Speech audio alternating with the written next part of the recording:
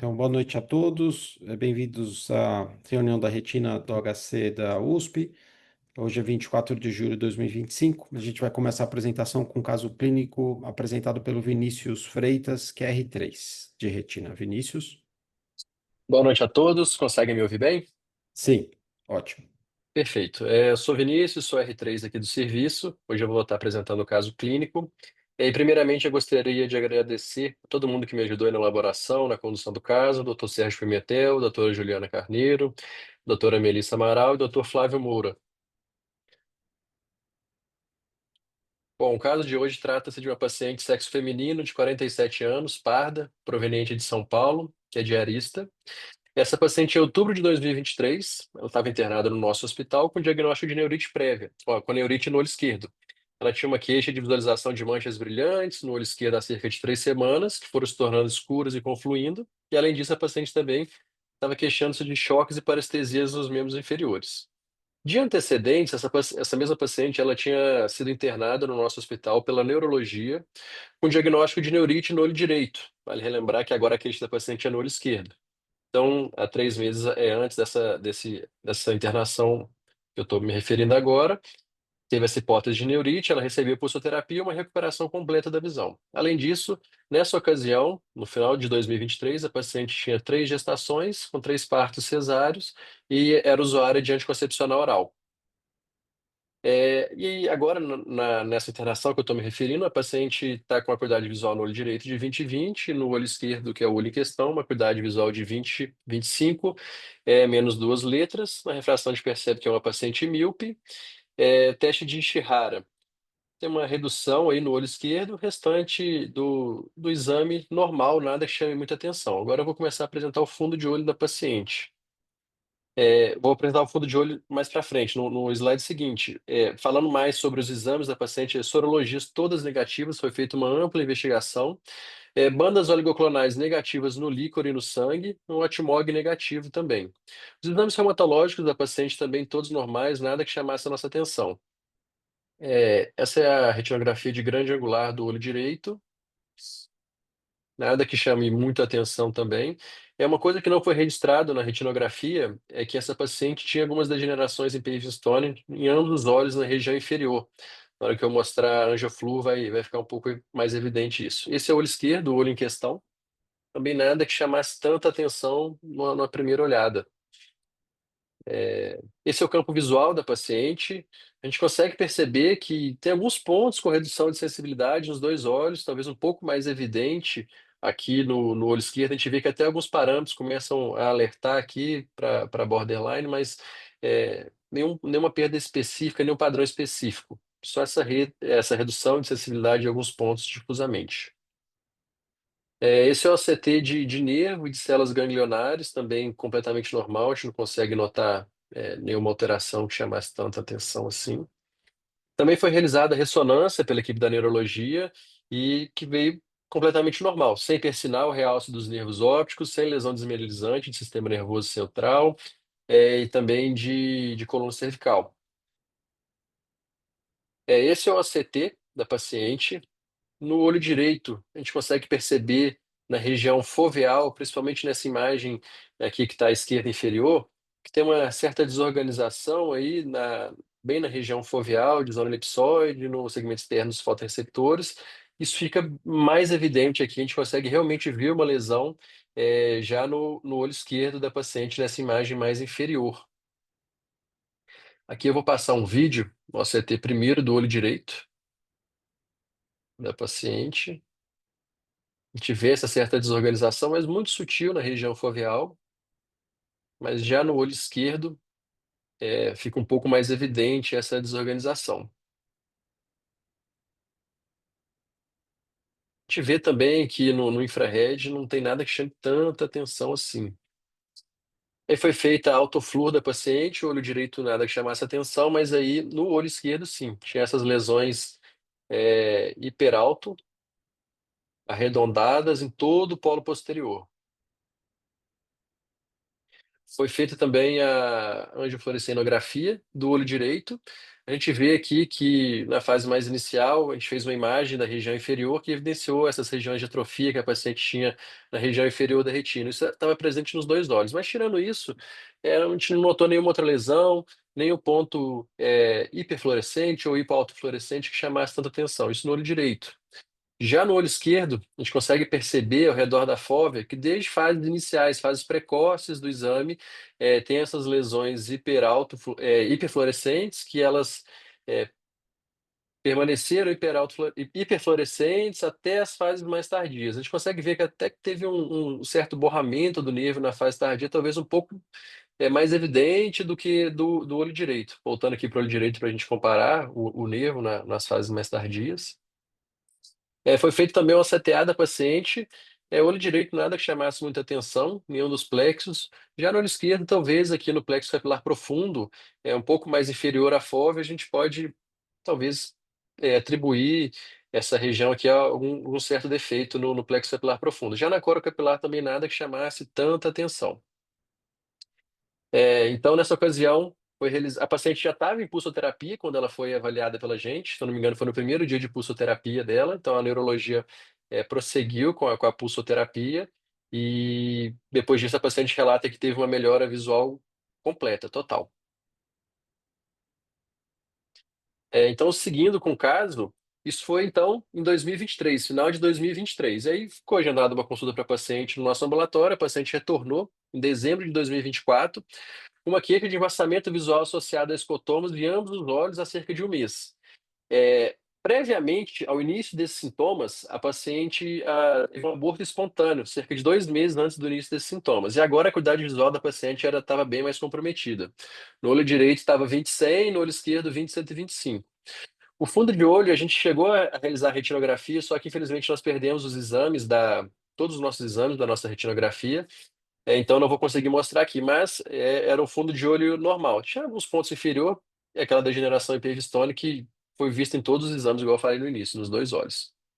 Aqui eu vou mostrar de novo um OCT desse dia, que a paciente foi avaliada, o olho direito que estava com a acuidade de 20/100, que a qualidade do exame não está tão boa, mas a gente consegue ver principalmente na região foveal, uma desorganização da região externa. Depois eu vou mostrar cortes estáticos aí do OCT que a gente consegue comparar e consegue analisar melhor. Esse é o olho direito. Agora, o olho esquerdo, com a acuidade de 20, 125, mesma coisa. Na região foveal, a gente vê que tem uma lesão evidente ali. Eu vou mostrar os cortes agora, para a gente analisar um pouco melhor.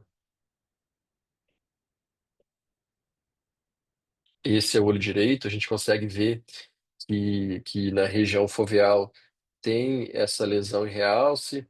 Talvez aqui mais temporal a fóvea, talvez tenha também um realce da plexiforme externa, talvez no filamento da nuclear externa. Nas duas imagens a gente consegue perceber isso. Talvez também tenha aqui uma certa disrupção da zona elipsoide, isso no olho direito. No olho esquerdo, lesões bastante semelhantes. Se vê essa lesão na fóvea, a gente consegue ver também, parece que a plexiforme externa é um pouco espessada, uma certa redução da nuclear externa. Na ocasião, a paciente foi tratada com 40 miligramas de prednisona oral por 3 semanas, seguido de um desmame lento. E aí a evolução da paciente foi bastante significativa. Ela então começou o tratamento dia 20 de dezembro, dia 6 de janeiro, a acuidade no olho direito dela já tinha melhorado bastante.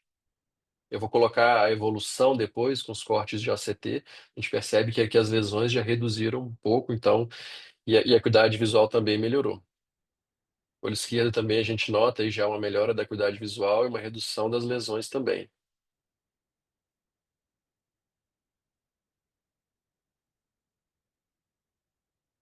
No dia 21, ou seja, um mês depois que a gente começou o tratamento para a paciente começou a receber o tratamento, a acuidade visual no olho direito já era de 20/25, já com as lesões, assim, praticamente já não perceptíveis no ACT. E no olho esquerdo, a acuidade visual de 20/32, também com uma melhora bem significativa das lesões. Agora eu vou mostrar cortes aqui com a evolução da paciente. Então, assim, um mês depois, a acuidade visual no olho direito era de 20/25, ainda tinha algumas lesões aqui no olho direito, no olho direito e no olho esquerdo, na região foveal. mas a evolução foi bem significativa. Esse é o olho direito, mostrando desde o dia 20 de dezembro, a acuidade visual de 20/100, com evolução de um mês aí caindo para a acuidade visual de 20/25, melhorando bastante a acuidade visual. A gente vê que a lesão também que a gente notava nos primeiros OCTs na região foveal melhorou bastante. Talvez ainda exista uma certa desorganização de zona elipsoide, segmentos externos fotorreceptores, mas teve uma melhora bem significativa. Mesma coisa com o olho esquerdo. Acuidade visual inicial de 20/125 e melhorou bastante, chegando aí a 20/32. Esse é o caso. Tá. Então, é um caso longo e eu acho que a gente tem que discutir em etapas aqui, porque talvez essa paciente não tenha só um diagnóstico ou uma só manifestação clínica de uma, talvez de uma patologia que induza essas alterações. Então, Vinícius, talvez seja bom a gente mostrar o caso como ele começou, principalmente aquelas alterações de anjo do olho esquerdo, tá? Uhum, E eu queria aí que vocês discutissem, eu acho que está aí o Mauro, a Cleide, o Jorge. Então, isso aqui é típico de uma patologia, certo? Do olho esquerdo. Que é típico essa autofluorescência e anjo dela com hiperprecoce hipertardia de Mills. Mas o problema é que ela recorreu e teve no outro olho. Isso não é característico de Mills. Então, ou ela tem uma doença sistêmica simulando um Mills, por exemplo, sarcoidose pode simular o Mills, mas ela tem uma avaliação clínica completamente normal. Ah, ou ela tem uma manifestação atípica de uma outra patologia, ou duas patologias associadas. É isso que eu queria que vocês comentassem, tá? Quem quer começar? Bom, enfim, como você colocou, esse exame do olho esquerdo, tal, tanto a autofluorescência como a angiofluorescinografia, que a gente tem essas alterações que parecem vasculares, né? Assim, não é bem vascular, mas parece um pouco vascular, é bem típico de Mills. E, na verdade, a gente não tem muitas patologias que evoluem com essa disrupção de segmentos externos com melhora sem um tratamento específico. Então, não só esse episódio em particular, mas a evolução como um todo, eu acho que pensando no diagnóstico oftalmológico, Mills, inclusive essa Mills secundário, Mills-like, enfim, a descrição dessa Mills que é secundária a alguma coisa, eu acho que seria a principal hipótese diagnóstica. Outros diagnósticos que podem dar essa disrupção, em geral, por exemplo, Lewis, Poppers, ataxias, são coisas que ou não melhorariam sem tratamento ou deixariam outras sequelas, outras alterações. A preocupação, eu acho, também é se ela não tem, por exemplo, esclerose múltipla, se ela tem uma outra alteração neurológica que possa justificar essas crises de alteração de campo visual, apesar que o campo visual não é muito típico, enfim, acho que ah, no momento teria uma evolução um pouco diferente, mas eu acho que valeria a pena. Como foi do que eu entendi, a última ressonância foi em 2023, eu acho que eu repetiria a investigação neurológica, mas do ponto de vista oftalmológico, parece Mills, essa Mills secundária. Seria interessante ver se tem alguma coisa que esteja desencadeando isso. Mas, Mauro, o Milds secundário, é secundário a uma patologia de retina que você expõe fotorreceptor. Então, você tem várias descrições. Você pode ter até em descolamento de retina, pós-descolamento de retina, você pode ter Mills. Você pode ter em BEST, por exemplo. Você pode ter em coridite multifocal. Aqui ela não tem nenhuma patologia outra que a gente identifique no fundo de olho para ter um Milds secundário, um Milds-like, né? O que ela teve foi um quadro. A apresentação dela do final do ano é típica de Milds, mas ela recidivou essa alteração e teve no outro olho também. Milds é unilateral, né? Pelo menos a descrição. Tem Milds bilateral? Existe descrição. Tem Milds que recidiva? Existe descrição. Agora ela tem um quadro que parece ser Milds no início, que recidivou nesse olho, sem ter que a gente não tem a documentação, Mauro. Na segunda crise dela, o aparelho que registrou a RET e autofluorescência, né, Vinícius? A gente perdeu as isso. imagens. Então a Sim. gente só tem o OCT. Sim, Então, mas o ACT era bem típico. A gente via no infrared do ACT aquelas lesões meio-numulares que correspondiam às áreas de disrupção dos segmentos externos. Assim, eu acho que aquele ACT também era bem típico de Mills. Ela pode ter tido, enfim, de alguma forma, exposição aos, enfim, o que desencadeia lá de antígenos fotoreceptores em algum outro momento, ou ser uma reação cruzada, não sei. Confesso que eu estou dirigindo, não está tão fácil, mas eu acho disparado que é mais provável que ela tenha Mills secundário que desencadeou. Se foi, por exemplo, uma neurite, não faria muito sentido. Não sei, daria uma olhada de novo, faria uma nova investigação. Tá. Cleide, você quer dar uma opinião? Vamos começar pela primeira hipótese que fizeram, né, que foi de neurite. O exame clínico dela e mesmo a Então, parte multimodal exclui, porque ela não tinha defeito pupilar aferente, ela, é, enfim, praticamente exclui que ela tivesse uma neurite, certo. então foi um diagnóstico equivocado, né? Agora, então ela tem uma doença de retina, isso fica claro depois. E o fato de que ela realmente parece Mildes, quer dizer, é uma doença de retina externa e que melhora com corticoide, que tem um componente vascular, então faz a gente pensar numa doença que tem então um componente vascular e que melhora com corticoide, só pode ser uma doença que tem um componente autoimune ou imunológico e que afeta ou o plexo profundo ou a córrea capilar e para ter um comprometimento praticamente exclusivo de fotorreceptores e de nuclear externa.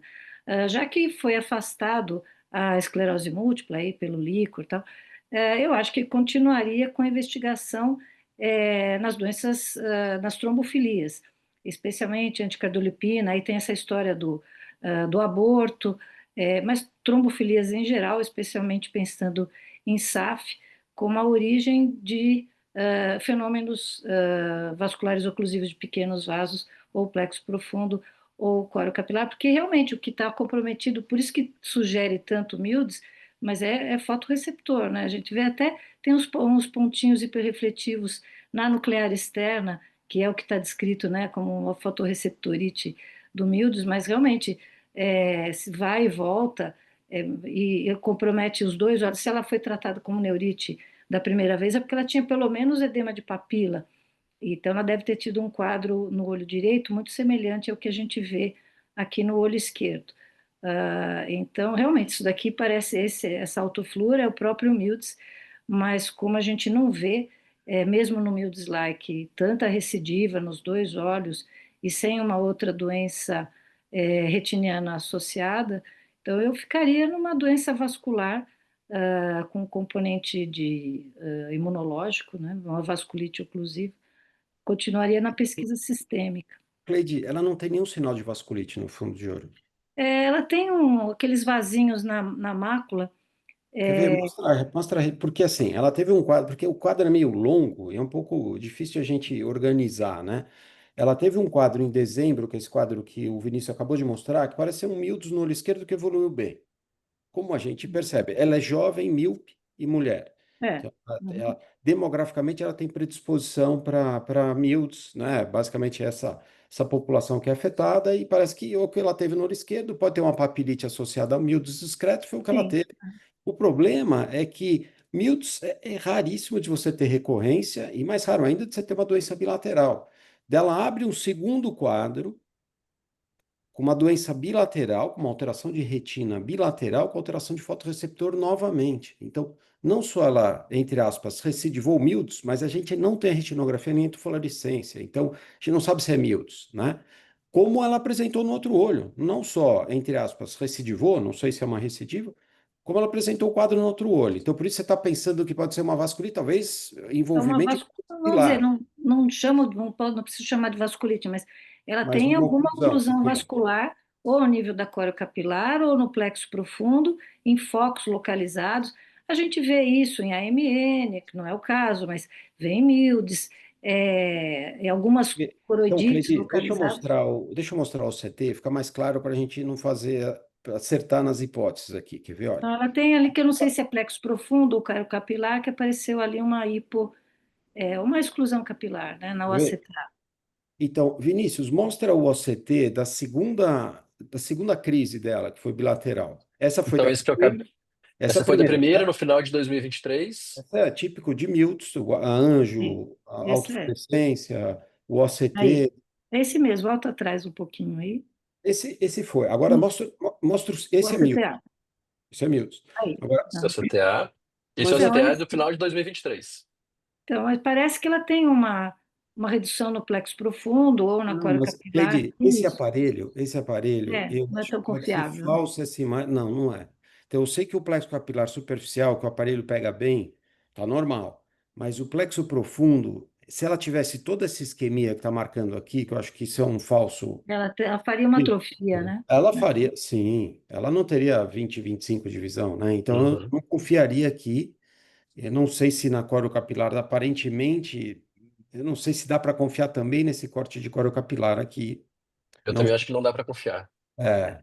Agora, Não, então, vamos avançar, quer ver? O problema é a segunda crise dela. Aí ela tem um aborto e a visão piora. Eu não sei se é refracional, se ela foi vista no pronto-socorro e aí mediram 20, 100, 20, 125, porque ela estava sem óculos de míope, ela tinha uma miopia mais alta. Então, não sei. Quer ver? Avança um pouquinho mais agora. É isso aqui que eu queria que vocês identificassem como um diagnóstico. Ó, a gente só tem um CT, não tem uma avaliação multimodal. Mas aqui ela teve uma fragmentação do zonoipsoide na fóvea e ela não tem um marcador de alteração no near infrared que faça a gente pensar no AMN, Cleide, sim, não tem. certo? Então, Ela só tem se o uma doença AMN exclusiva do fotorreceptor. Não, Então, parece Miltz. Isso que está no infrared parece Miltz. se não parece tem Miltz, mas Mauro, o Miltz Tem outra parece, doença aí que podia aparecer com essa história toda aí, seria a epitelite, doença de Creel. Daria uma alteração do fotorreceptor externo de fóvea. mas, mas, mas curar mas completamente, você deixar nenhuma cicatriz? eu acho Ele, difícil. se eu não me engano, a epitelite ele é autolimitado, ele não é uma doença. Mas epitelite você deixa alterações pigmentares, ela não tem aqui. Isso, ela pode deixar uma alteração pigmentária e a visão melhora. Isso, mas fica com as alterações que eu acho que ela não tem aqui, entendeu? E aí Mas fecharia com depois, bilateral, fecharia com esse processo de um gap que você tem ali dos fotoreceptores foveais. Mas, além de tudo, mas, ela tem um quadro que vai além da fóvea, né? Aquela autoflúor mostra que vai até a arcada a doença, né? quer ver? Agora vamos ver a evolução dela. Essa foi a crise, a segunda crise que ela teve, bilateral, que afetou então zona elipsoide, que afetou a fóvea, certo? Aí ela usou corticoide de novo. E a visão foi melhorando progressivamente. Então ela terminou com 20/25 no direito e 20/32 no esquerdo. E essa foi a evolução dela. Então, alteração maior de fotorreceptor e a visão foi melhorando. Depois, na segunda imagem, a zona elipsoide se restaurou e na terceira ela melhorou bastante. Poderia ser Milds aqui de novo? Poderia. Mas Milds é unilateral e raramente. Bilateral tá difícil. É isso que. Esse eu acho que é a complexidade desse caso, sabe? Não, mas Miltz secundário é diferente. Pode ser bilateral e pode recidivar. Tá, mas secundário aqui, Mauro. Ah, eu, eu não sei. Talvez essa alteração periférica que ela tem, É Pevin-Stone. geração Paving-Stone. É uma Pevin-Stone. Ela é míope. Míope tem muito Pevin-Stone, entendeu? Eu não acho que seja pelo Pevin-Stone. Eu não sei se ela tem um diagnóstico clínico, ela teve uma avaliação, ficou internada, tem sorologias todas negativas, a avaliação reumatológica dela foi extensa e anormal, então não tem clínica nenhuma, então aparentemente ela não tem nada clínico. E os miúdos secundários, Mauro, em geral, você tem exposição de fotorreceptor para alguma doença prévia. Você tem coroidite multifocal, você tem BEST, você tem descolamento de retina, expõe, você faz uma reação inflamatória autoimune contra fotorreceptor, e daí você faz um Milds e isso melhora depois. Não, mas só pensando aqui com os meus botões, ela É, talvez tenha Miltz secundário a Miltz. Se ela mas teve um episódio de Miltz, isso pode não deixar nenhuma sequela, nenhum rastro e poder desencadear novos episódios de Miltz secundário. não tem essa descrição na literatura. É. míodo Vamos secundário. escrever, vamos escrever. E no outro olho, ela teve uma alteração unilateral no esquerdo. Ela não teria por que ter no olho direito outra alteração, né? Não necessariamente, né? A partir do momento, na ideia de que talvez aquilo seja uma reação imunológica, se você teve no primeiro olho, você pode ter nos dois. Eu acho, é uma hipótese, mas eu acho Você pouco. gostou, mas está com vergonha de dizer que você. Não, eu estou constrangido de falar para você que não é isso. Ai, Mas o ai. que parece é que ela tem realmente anticorpos contra esses fotorreceptores que vão e voltam, aumenta e diminui. Porque ó, aqui ela já começou a perder nuclear externa também, quer dizer, ela volta a ter visão, mas ela progressivamente, não sei só o corte, se o corte estiver ruim, mas aparentemente, o mapa até, o mapa do ACT poderia mostrar a espessura total, que deve estar diminuída aí, Tá. da nuclear É uma externa. pena que a gente não tem, nessa segunda crise, a avaliação multimodal, porque o aparelho, aconteceu algum problema com o aparelho e foram perdidos esses exames, né? E essa É, paciente foi acompanhada de perto com avaliação multimodal, perdeu no aparelho, a gente não tem para dizer, falou, olha, como o Mauro está sugerindo, olha, pode ser um míodos bilateral, aqui a gente não tem autofluorescência para mostrar, né? E o único exame de OCTA que a gente tem não evidencia alteração no plexo capilar, não é fidedigna a alteração do plexo capilar profundo. A gente vê que o plexo capilar superficial é normal, que a gente já esperava, que a retina interna dela não tem alteração, mas a retina externa e a corocapilar a gente não tem. Eu acho que para fazer o diagnóstico, a gente trouxe, né, Vinícius, porque é um caso de difícil diagnóstico, acho que não encaixa em nada. Mauro, Uhum. brincando com você, seria uma hipótese o que você falou de ela ter um amíodos de novo. A gente não sabe o que está induzindo ela a ter essa lesão de fotorreceptor. Será que ela poderia ter uma MN na segunda manifestação discreta? Poderia fazer uma isquemia localizada, mas o exame que a gente tem aqui que não bate é essa near infrared, que não tem aquelas lesões petaloides da MN, certo, Cleide? Nem ainda assim, eu evolução, acho né? que essa, Também não tem acho que evolução essa de. Nem a evolução. hipótese, Isso. ainda assim, eu acho que a hipótese de uma doença vascular com uma isquemia transitória ainda é a única que pode explicar do tipo AMN, mas enfim, é muito mais leve, mais transitória do que a AMN. E ela tem um evento é concomitante, Vinícius, o aborto que ela teve com essa apresentação, a segunda apresentação dela, não? Pelo que ela diz, esse aborto ele foi cerca de um mês antes dela começar com os sintomas. Pela É, segunda vez agora no final de 2024. é É. uma diferença temporal grande para a gente pensar que o aborto seja por uma alteração vascular E que tem uma outra coisa, que idade ela tem? Ela tem 40 e 41 anos. 47. Não, 47 você falou no começo. quarenta e Isso, sete. isso. Então achei que o aborto aí pode ser 47 anos. É, E É, alteração. neste momento ela está não grávida precisa pensar novamente. em trombofilia para isso, um aborto com Porque 47. das trombofilia que daria aborto e alteração de trombose seria síndrome de corpo antifosfolípide primária. E ela É. não tem, porque ela tem uma avaliação reumatológica extensa, ela não E tem. não deu nada de corpo Não, antifosfolípide. não tem positivo. A avaliação dela é toda negativa. É interessante, porque tem casos que são difíceis para a gente fazer o diagnóstico, né? É, o Mauro pode fazer essa descrição, essa publicação dizendo que é humilde secundário é humilde, Achei Mauro. muito legal o miúdo secundário miúdo. É. E- mas ela tem uma apresentação que, brincando com o Mauro aqui, mas que poderia ser um mildes no olho direito e um mildes no olho esquerdo, concordo. É só que isso não tem documentação dessa alteração. Você tem documentação eventual de miúdos até bilateral, raríssimo, recidiva de miúdos, que é raro. O que você tem associação do miúdos é com outras doenças. Você pode ter miúdos num paciente com coridite multifocal. Você pode ter um azor e o paciente apresentar miúdos. Mas aí são pacientes que têm exposição de fotorreceptor para fazer uma doença autoimune leve contra fotorreceptor. E ela não tem essas características, né? Quando começou a descrição e começou a falar dos flashes, da alteração no olho esquerdo, eu falei, poxa, será que ela começou com azor e isso vai abrir um quadro depois de alteração? Mas você vê que ela tem um campo visual normal. Ela não tem alteração de aumento Ela de mancha recupera cega. muito para ser azor, né? Recupera É, muito, né? e você vê que o corte aqui em torno do nervo óptico do ACT é normal. É. Então, também não bate. Então, Apesar das especulações aqui, a gente não fechou um diagnóstico para essa paciente. A gente vai continuar examinando essa paciente, seguindo. Espero que alguma coisa aconteça aqui que a gente consiga fazer um diagnóstico determinante dela, seja clínico com isso associado ou com um quadro exclusivo ocular. E daí a gente pode reapresentar. Mas eu acho que é interessante a apresentação no caso, né, Vinícius, para a gente ter essa discussão, esse brainstorming que eu acho que é o, é o foco dessas apresentações. A gente discutir possibilidades diagnósticas e como, e como apresentar esses diagnósticos para vocês, né, nessas discussões.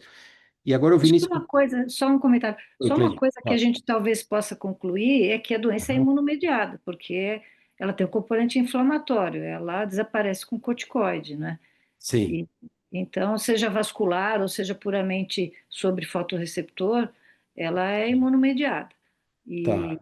e talvez no decorrer do tempo ela vai abrir aí um quadro Outro quadro, mais isso. clássico, Pode ser, pode ser. Tem uma aqui no chat, tem escrito, eu não sei quem escreveu, está escrito só o celular dele aqui, o modelo do celular. Se tem drogas ou álcool envolvido, não tem, né, Vinícius? Não tem. Tem nada. Então não tem, não é uma manifestação típica de álcool ou de droga, Gilberto? Isso. Mas é um bom diagnóstico diferencial aí, não tem toxicidade envolvida. E o Vinícius, então, vai fazer uma revisão dessas patologias que a gente comentou, de AMN e Mills, só para a gente fechar. Certo, Vinícius? Certo. Vamos Joia. continuar. Então, a paciente agora está gestante novamente, a quinta gestação dela. A gente segue acompanhando aí. E eu acho que a gente está acompanhando ela bem de perto. Acho que qualquer alteração que tiver aí, acho que talvez essa gestação, o parto, pode gerar alguma nova alteração. A gente vai estar acompanhando bem de perto. Então, como foi falado, a gente pensou em várias possíveis hipóteses diagnósticas. Então, boas hipóteses diagnósticas, mas que não se enquadram completamente para essa paciente, eu vou falar agora. Começando falando de AMN, que é uma doença que foi descrita pela primeira vez em 1985. É uma entidade rara. Ela começa com escotomas paracentrais e tem lesões ovais hipopigmentadas. Essa imagem mostra bem aqui ao redor da fóvea essas lesões hipopigmentadas, que não necessariamente a gente vai conseguir ver em todos os pacientes. A MN predomina em mulheres jovens, tem uma associação frequente com a infecção viral, por exemplo, pós-influenza, pós-Covid-19. Está associado também ao uso de anticoncepcionais hormonais, estados de hipoperfusão, como choque, trauma, uso de vasoconstritores, e gravidez. A gente vê várias coisas vários fatores de risco aí que poderia se encaixar com a nossa paciente. Falando sobre avaliação multimodal de AMN, realmente a melhor modalidade para a gente identificar as lesões da AMN é o infrared, igual está mostrando aqui na imagem A. A autofluo aqui na imagem C, na maioria das vezes ela é normal ou então vai ser hipoautofluorescente. A nossa paciente tinha uma autofluo lá hiperalta, né? Aqui da imagem D, a letra F, até a F, a gente vê as imagens de ACTA e na MN, normalmente a gente vai ver lesões no plexo capilar profundo e na corocapilar, igual tem um asterisco aqui evidenciando essas zonas de isquemia. O ACT da MN, a gente vai ver essa disrupção da retina externa e da região de fotorreceptores que é condizente com a mesma topografia aí da corocapilar.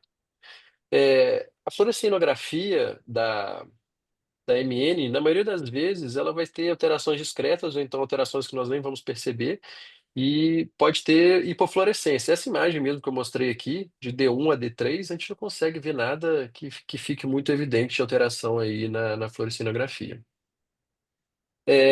O ACT ainda é o exame mais sensível para MN. De novo, a gente está vendo aqui a imagem de infrared mostrando essas lesões petaloides aí ao redor da fóvea, autofluor normal.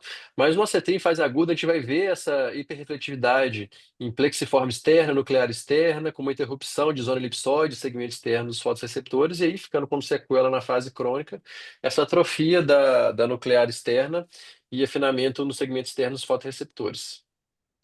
E aí, para MN, a conduta padrão é observação. É uma doença autolimitada na maioria dos casos, não tem nenhum estudo clínico randomizado ou intervenção específica que tenha um benefício comprovado. O prognóstico geralmente é bom, embora esse escotoma, que normalmente é às vezes a primeira queixa que o paciente costuma apresentar, ele pode persistir mesmo com uma recuperação anatômica no ACT. E aí, outra hipótese diagnóstica que foi a gente foi bem pensada para a nossa paciente, que a gente discutiu bastante, é a Mildes. Mildes também acomete mulheres jovens, é unilateral em mais de 90% dos casos, e vai ter como gatilhos aí também infecções virais, vacinação recente. Mildes vai cometer retina externa, fotorreceptores e o EPR, sem uma vasculite evidente. Na Mildes também vai ter uma disfunção de zona elipsoide, desorganização do EPS, do EPR, que são os principais achados. E o que eu acho interessante falar é que na Mildes tem um achado que não necessariamente vai estar presente, mas que é patognomônico de Mildes, que é essa alteração pigmentar da fóvea, que é esse depósito de pigmentos alaranjados aqui ao redor da fóvea. Na avaliação multimodal da Mildes, a gente vê algumas diferenças em relação à MN também. A gente vê aqui nessa primeira imagem, na endocyanografia, a gente vê lesões hipocianescentes na região aí de coro capilar que vão ser condizentes com essas áreas de hiperalto aí no autofluor.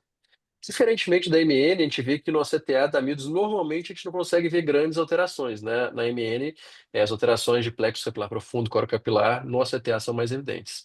E a gente vê que também no ACT da Mildes, essas zonas de disrupção aqui, de zona elipsoide e região externa dos fotoreceptores. Outra coisa que é muito típico de Mildes e se assemelha um pouco ao que foi apresentado pelo angioflúor da nossa paciente, é essa hiperfluorescência ao redor da fóvea, que é uma hiperfluorescência que é chamada de hiperfluorescência em coroa, que ela permanece desde fases precoces até fases mais tardias do exame. A Mildes também é uma condição autolimitada, que tem uma resolução espontânea na maioria dos casos, dentro de 4 a 8 semanas. A recuperação da acuidade visual é muito boa, em 80 a 100% dos pacientes, e pode ser considerado uso de corticoides sistêmicos em casos que não são tão atípicos ou que não estão tendo uma resposta, uma melhora espontânea tão boa. É, Tanto a MN quanto o Mildes foram hipóteses que a gente levantou aqui. Eu vou só citar, não é meu objetivo falar de todas as outras hipóteses diagnósticas, mas para quadros como esses que a gente tem que assim, raciocinar e lembrar. A MN é uma white dot, então acho que todas as white dots têm que entrar como diagnóstico diferencial. A gente pode lembrar da PAN, que vai ser mais uma lesão na nuclear interna. A ZOR, lúpus e vasculite autoimune, que foi falado também.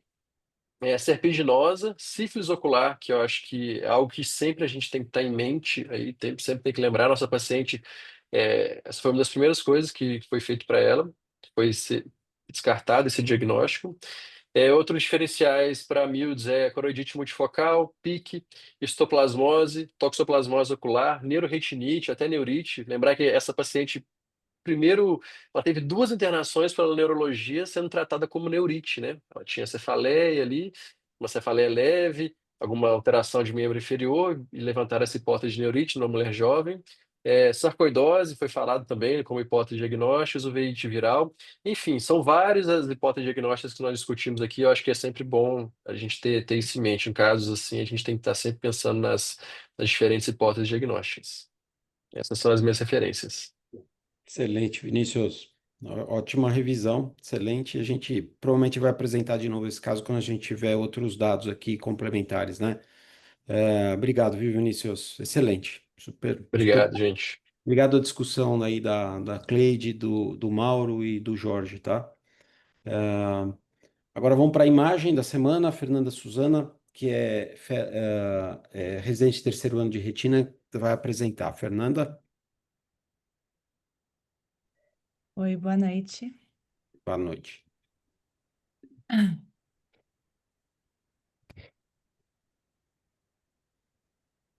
Bom, gostaria de agradecer primeiramente o Dr. Sérgio Pimentel pela ajuda na elaboração da apresentação. Essa é a minha imagem da semana e eu vou mostrar também um OCT e um ACTA em uma paciente mulher jovem de 28 anos. E vou já abrir para discussão. Tá. Então, num jovem com essas alterações que a gente vê no fundo de olho, certo? Que a gente costuma ver bastante, o que a gente pode pensar de diagnósticos diferenciais? Quem Uma quer começar? possibilidade, essas drusas coloidais. Ótimo. Então, Mauro, as drusas coloidais e as drusas cuticulares são iguais. Sabia? As drusas cuticulares, a morfologia você chama coloidal porque a morfologia dela é um pouquinho mais elevada, mas elas são dentro do espectro das cuticulares que aparecem em pacientes mais jovens, certo, Mauro? Então, esse é um diagnóstico diferencial. ah, Em geral, tem famílias afetadas, né? Então, pode ser uma drusa, Alguns chamam de quando ela mede mais que 200 micras, chamam de coloidal, né? Só o mas, tamanho. mas é um Sim, é subtipo um de drusa subtipo, cuticular, o né? subtipo, é. É só o tamanho que muda, né? Isso, exatamente, exatamente. Tá bom, isso é uma hipótese, certo? Ela ser jovem e ter drusa cuticular com subtipo aí coloidal. Algum outro diagnóstico?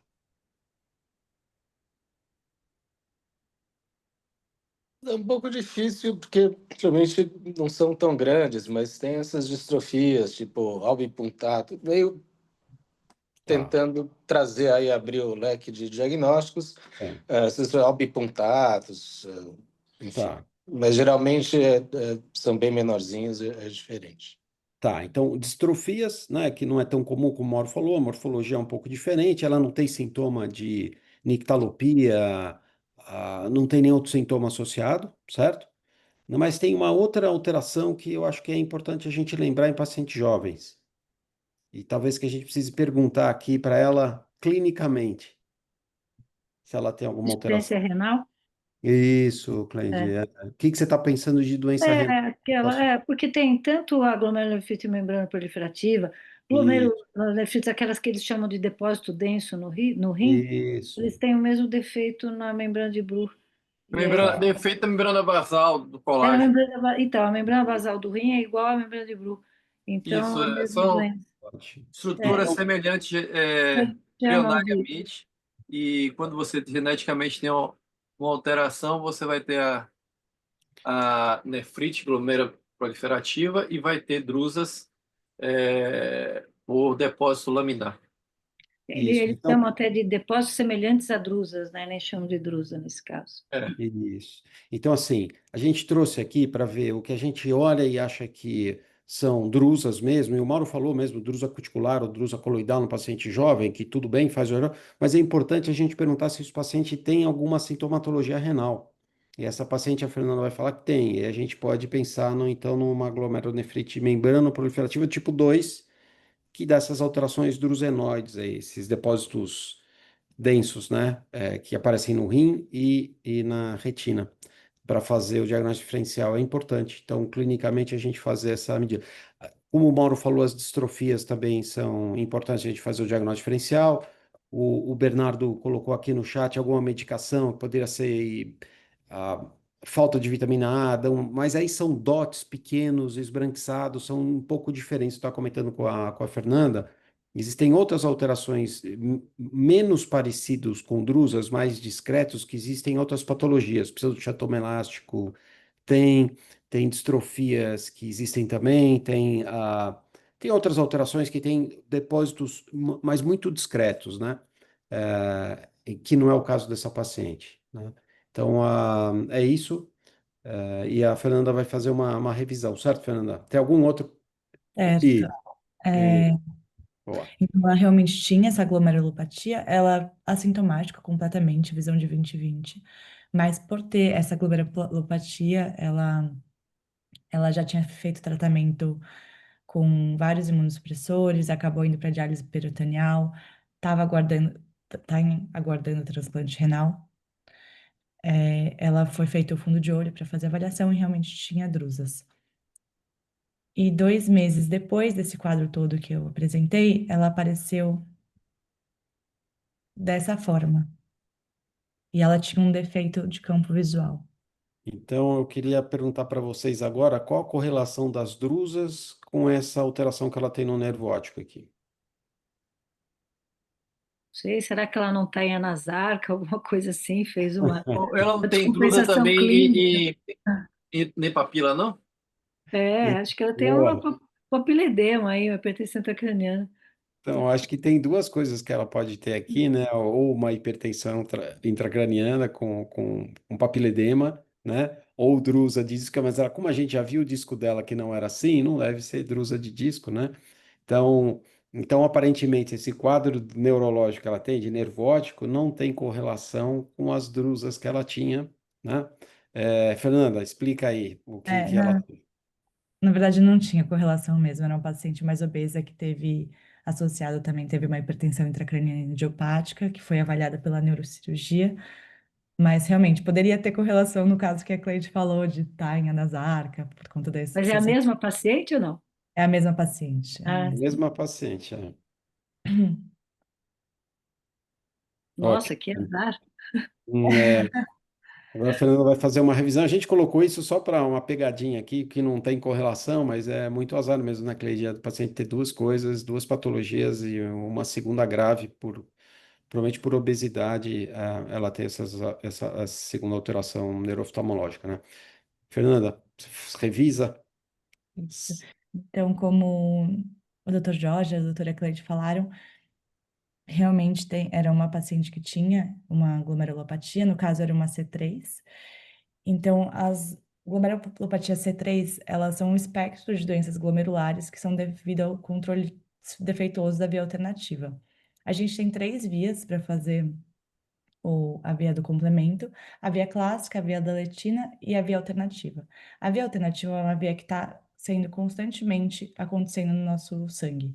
E ela é espontânea, então tem hidrólise espontânea C3, que vai gerar a C3 convertase, a C5 convertase, e finalmente vai ser o complexo de ataque à membrana. E esse complexo de ataque à membrana é o que vai reconhecer e eliminar os micróbios e as células que estão defeituosas. Como foi dito, acho que tanto pela doutora Cleide quanto pelo doutor Jorge também, a interface coriocapilar membrana de Bru e EPR, ela é anatomicamente semelhante à interface tubo-capilar, membrana basal glomerular e epitélio glomerular. Então, nessa imagem aqui, a gente consegue ver que o podócito, ele seria semelhante ao EPR, e entre eles e os capilares tem uma membrana, que seria a membrana basal glomerular e a membrana de Bru. Quando a gente tem uma via alternativa descontrolada, essas membranas elas não possuem reguladores locais que fazem esse controle do complemento. Então, essa via descontrolada, esse complemento descontrolado, vai acabar causando lesão no EPR e no podócito. E então é muito comum dessas glomerulopatias serem acompanhadas por drusas retinianas. Esses pacientes eles têm que ser avaliados pelo oftalmologista. E foi visto também que esses depósitos eles são semelhantes tanto no glomérulo quanto nas drusas da retina. Tem a mesma composição. Esse é um artigo de 2022 que eles avaliaram todas as glomerulonefrites, várias diferentes, na verdade. E como o Dr. Sérgio falou, o mais comum realmente é a membrana proliferativa do tipo 2, mas pode estar associada a qualquer forma de glomerulonefrite. Mais comum nas que têm depósitos imunes, mas também nas que não têm, como a vasculite associada à ANCA. E essas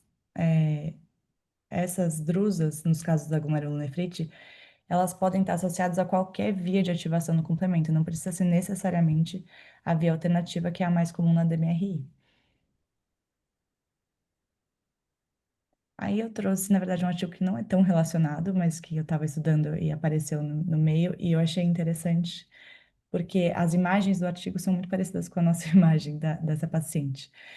Então, é um artigo que saiu esse ano, em 2025, no IOVS, e eles usam o OCT em face para identificar, diferenciar os subtipos de drusa e também de depósito drusenoide. Então, eles fizeram uma segmentação manual das zonas das drusas, dos depósitos subretinianos, e eles avaliaram a localização, refletividade, distribuição, tamanho e contorno. E eles viram que os depósitos drusenoides, eles apareciam mais no corte externo da retina, e eles podiam ser diferenciados tanto nesse aspecto de dot quanto nesse aspecto de ribbon. E as drusas, elas estavam mais no EPR, na coroide, e as drusas, elas tinham sempre esse Dunnet sign, que é o que a gente vê na nossa paciente. E quando você vai para o choroidal slap, você consegue diferenciar entre as drusas cuticulares, as calcificadas e as drusas moles. Porque as drusas cuticulares, elas ficam invertidas, então Quando você vai para o corticoide, você tem um centro mais hiperrefletivo com um halo hiporrefletivo. As calcificadas ficam com um centro hiporrefletivo. E as drusas moles, elas ficam ou isorrefletivas ou um pouquinho hiporrefletivas. Então, nas análises quantitativas deles, eles viram que os depósitos de adenoides, eles cobrem uma área mais ampla, tem uma menor altura, enquanto as drusas, elas são mais localizadas, mas têm um maior volume. E os depósitos de adenoides, eles tendem a apresentar um comprometimento maior da retina externa, incluindo a zona elipsoide. E por que que é interessante, assim, isso? Porque os depósitos de adenoides, eles estão associados a maior risco de desenvolver atrofia geográfica. Então, você avaliar no CT face qual que é o tipo de lesão, ele pode ser usado como um biomarcador de progressão. Eu acredito que esse estudo, na verdade, é um começo para eles usarem isso de alguma forma para fazer machine learning, inteligência artificial, para detectar facilmente qual que é o tipo de, de drusa ou subtipo de depósito do adenoide em grandes bancos de dados de OCT em face. Então, acho que vai vir mais trabalhos desse grupo relacionados a essa parte. Excelente, Fernanda. Obrigado. Ótimo, ótimo, ótima imagem, ótima discussão. Parabéns, Fernanda. Parabéns, excelente. E obrigado pelo Mauro, o Jorge e a Cleide pelos comentários aqui, tá? E, agora a gente vai seguir com o artigo. O artigo que vai apresentar vai ser o José Lopardi, que é R1. E o artigo, ele avalia qual a melhor forma de você fazer uma avaliação de uma população de diabéticos, para avaliar quais os pacientes que têm que ser de risco para perder visão e serem acompanhados por um serviço oftalmológico, né? Então, o que é melhor você fazer? Exame de fundo de olho em todos os pacientes. O exame de fundo de olho, pelo menos nos Estados Unidos, pode ser feito por um optometrista ou por um médico, né? Existe diferença entre essas avaliações. É melhor você fazer uma retinografia colorida só, ou é melhor você fazer um ultra wide field, você vê 200 graus para melhorar a tua capacidade de diagnóstico, né? Em quais desses casos que você indicaria fazer uma anjo ultra wide field para avaliar risco, né? Então, esse artigo fala sobre isso, né? Então, qual a melhor forma de você graduar risco de pacientes com retinopatia diabética, avaliar quais esses pacientes que são de risco para perda visual, para ter complicações, seja edema macular, seja neovascularização, retinopatia proliferativa. Eu acho que é um artigo bem interessante, é do grupo da Manifause, e o Zé Vitor vai detalhar. Zé? Boa noite, pessoal. Todos me escutam? Sim. Beleza. Consegue me ver também? Não estou vendo você, não. Ok. Bom, posso continuar assim Pode, mesmo? lógico, pode. Beleza.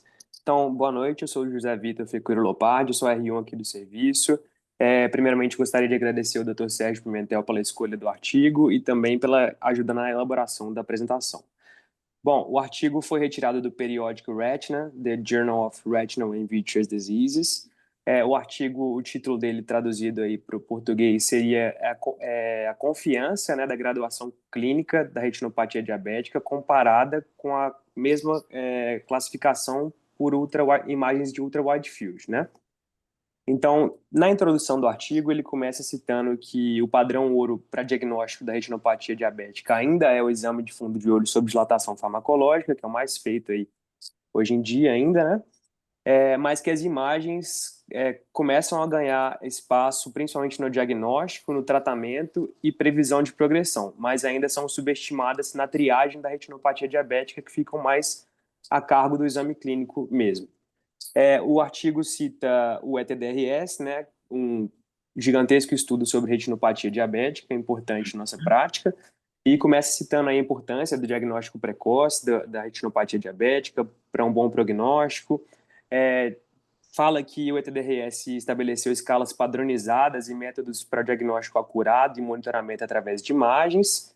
Essas imagens que o ETDRS utilizava eram retiradas de 7 campos padrões, né, do fundo de olho, que correspondiam apenas a 30% a 35% da retina total ou 75 graus centrais, que correspondia ao polo posterior. E depois da análise dessas imagens, a gente classificava em 13 níveis distintos, variando aí até de ausência de retinopatia diabética até retinopatia diabética proliferativa, ameaçadora de visão. O artigo continua citando que vem ocorrendo novas tecnologias, como a Ultra Wide Field, né, imagens de Ultra Wide Field, que chegam a captar aí até 82% da retina total, alcançando 200 graus até na periferia. Cita que vem ocorrendo novos estudos, a tendência desses novos estudos é superestimar a gravidade da retinopatia diabética por Ultra Wide Field, né? E a ideia dessa superestimativa seria pela visualização de lesões predominantemente periféricas, em comparação com a classificação clínica. Fala também que os novos estudos têm feito correlação clínica versus a UETDRS e mostrado uma moderada a substancial concordância entre os dois métodos, e os novos estudos mostram que há limitação tanto da classificação clínica quanto pelo ETDRS, porque ambos consideram apenas o polo posterior, potencialmente ignorando aí a contribuição das lesões periféricas da gravidade, né? Bom, o objetivo do estudo selecionado seria comparar a concordância da classificação oftalmológica clínica de retinopatia diabética com a classificação baseada por imagens em ultra-wide field. Portanto, ele selecionou aí a oftalmoscopia clínica realizada por oftalmologistas e também optometristas e comparou com imagens ultra-wide field pseudocolor e angiofluor. O interesse principal do artigo seria a detecção de olhos com alto risco de complicação por retinopatia diabética, utilizando o ultra-wide field, que de outra forma passariam despercebidos clinicamente. Bom, aqui só uma imagem retirada do artigo para ilustrar, né, a diferença aí das imagens ultra-wide field em A e C, A pseudocolor e C angiofluor, e os 7 círculos aí que são 7 campos padrões do ETDRS. Então, toda essa imagem na B e na D mascarada no fundo preto seria ignorada, teoricamente, pelos métodos clínicos e ETDRS, enquanto a ultra-wide field seria capaz de captar essa periferia aí. Bom, os métodos dos artigos. Foi um estudo observacional, prospectivo, com um pouco mais de 1 ano de duração. Selecionou 108 pacientes com 18 anos ou mais de idade, com diagnóstico de diabetes tanto tipo 1 quanto tipo 2, e fez a comparação clínica versus avaliação por ultra-wide field. Como eu já disse, a clínica foi feita por oftalmologistas ou optometristas, usando a opinião dos especialistas acerca da gravidade da retinopatia diabética, e a ultra-wide field pseudocolor e angiofluor, utilizando a escala internacional de gravidade clínica da retinopatia diabética. A concordância da gravidade clínica versus gravidade por ultra-wide field foi feita pelo coeficiente kappa de Cohen. De resultados, a gente teve 184 olhos avaliados, tivemos aí uma concordância moderada entre avaliação clínica e pseudocolor angiofluor. No entanto, uma concordância apenas razoável para avaliação clínica versus angiofluor. E aí, num geral, quase 60% dos olhos para pseudocolor e aproximadamente 50% dos olhos para angiofluor não apresentaram diferença entre a comparação com grau clínico. E quando houve essa diferença, a tendência foi de apresentar uma maior gravidade de retinopatia diabética, tanto aí para pseudocolor quanto para angiofluor, mais para angiofluor. Então, 46% até das avaliações poderiam ter sido superestimadas pela angiofluor, enquanto 30% pela pseudocolor em comparação com a classificação clínica. Aqui só uma outra imagem para ilustrar, que a gente vê, por exemplo, nas 3 primeiras colunas aqui, os diabéticos sem retinopatia diabética. A gente vê que a barrinha preta seria a avaliação pelo método clínico. A gente vê que é maior do que a barrinha intermediária, né, no cinza do pseudocolor, e que a terceira barrinha pela angiofluor, demonstrando aí novamente que a classificação clínica, apesar das 3 terem uma boa compatibilidade, né, no geral, a classificação clínica tende a subestimar e as duas ultra-wide field tendem a aumentar um pouco a classificação da retinopatia diabética. O artigo segue falando um pouco nos resultados sobre optometristas versus retinólogos, mostrando que os retinólogos foram mais precisos na classificação da retinopatia diabética do que os optometristas. Os optometristas tendem a subestimar a classificação eles levantam uma discussão, às vezes, que foi por dificuldade de visualização de alguns tipos de lesão no fundo de olho, e que, ao limitar a análise clínica dos olhos avaliados somente a retinólogos, excluindo os olhos avaliados por optometristas, a concordância aumenta, a concordância passa de razoável para moderada quando a gente olha aí a classificação clínica versus a angioflúor. Discussão do artigo, né? A gente vê que a proporção de olhos foi considerada como tendo maior gravidade na pseudocolor e na angioflúor do que originalmente avaliada na classificação clínica. Isso pode ter acontecido aí por uma dificuldade de detectar três principais lesões aí: neovascularização, hemorragias e irmas, durante a oftalmoscopia clínica, em comparação com a ultra-wide field. A ultra-wide field pseudocolor é uma opção excelente e não invasiva e muito precisa para detectar esses olhos passíveis de possuírem lesões de alto risco de evolução. E a angioflúor, na verdade, seria indicada na presença de retinopatia diabética não proliferativa, pelo menos de grau moderado, classificados antecipadamente, tanto pelo método clínico ou pelo pseudocolor. Mas aí ele levanta também a questão da disponibilidade da ultra-wide field, né? Não são todos os lugares que têm essa disponibilidade, né? Então o uso dessas imagens fica restrito, e ele segue falando que imagens coloridas padrões, né, do fundo de olho também podem ser consideradas em conjunto com o exame clínico para avaliar melhor a gravidade da retinopatia diabética. O estudo teve um contrassenso, né, do que vinha sendo falado por estudos anteriores, né, que os estudos anteriores levantavam a hipótese de que as lesões periféricas aumentariam a classificação da retinopatia diabética, da gravidade.